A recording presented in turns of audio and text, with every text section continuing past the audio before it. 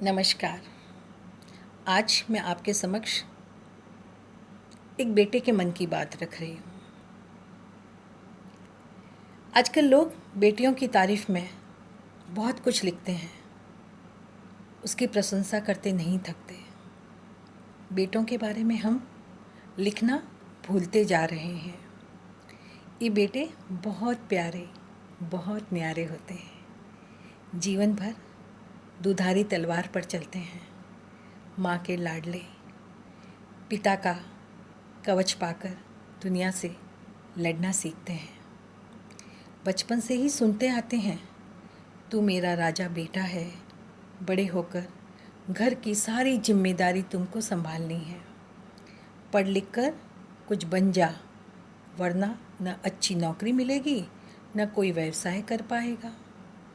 देखो बहन को, देखो वो कितनी होशियार है, लड़का होकर लड़की से मात खा गया। यानी बचपन से ही प्रतियोगिता की दौड़ में शामिल। चोट लगती है तो घर वाले कहते हैं लड़का होकर रोता है, लड़के क्या ऐसे रोते हैं। बचपन से ही अपने दुखों को पीना सीख जाते हैं, अपने आंसू छिपाना सीख जाते हैं। बड़े होकर कमाई की दौड़ में शामिल हो जाते हैं। अरे फिर मुसीबत, पड़ोस के लड़के को देखो कितना कमाता है, तुम तो रहे फिसड्डी के फिसड्डी। ऐसा सुनकर सिर दीवार से टकराने का मन करता है। ऑफिस में बॉस की झिड़कियाँ और स्वयं बॉस हो तो कर्मचारियों को संभालने की बड़ी जिम्मेदारी, और उस पर ये ताने, उफ, बेचारा करे तो क्या करे। फिर शादी होती है, अब असली खींचतान शुरू होती है। पत्नी को चाहिए पति मेरा ही बनकर रहे। ये क्या, अब भी अम्मा के बेटे बनकर रहते हो, तो फिर मुझसे विवाह क्यों किया। पत्नी की तरफ ध्यान दे तो जोरू का गुलाम तमका पा जाता है। ये पत्नियां पीहर में सबसे बना कर रखती हैं, अपने माँ बाप को कभी नहीं छोड़ती। फिर क्यों लट लेकर पति के पीछे पड़ जाती हैं। लड़की ससुराल में घुल मिल कर रहती है तो समझदार कहलाती है। तो फिर बेटों को क्यों ताने दिए जाते हैं।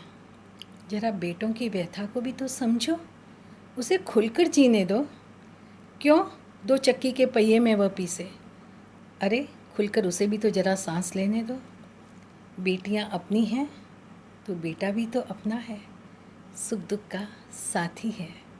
बेटियां चंद घंटों के लिए आती हैं, सारा प्यार हर लेती हैं।